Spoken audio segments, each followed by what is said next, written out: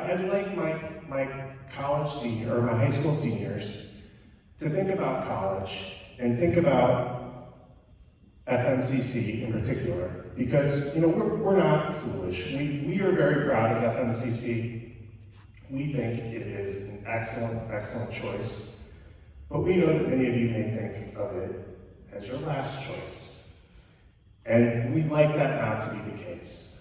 FMCC is not 13th grade, it's not 13th and 14th grade. It is college. Those credits are the same credits that you would take in the first 2 years of a four-year institution. Yes, you may see some of your high school classmates walking the halls. You may see, friends of yours who were at other local high schools there. That's true. A large number of our students are local.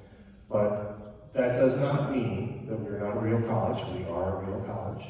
We do offer the opportunities that other colleges offer.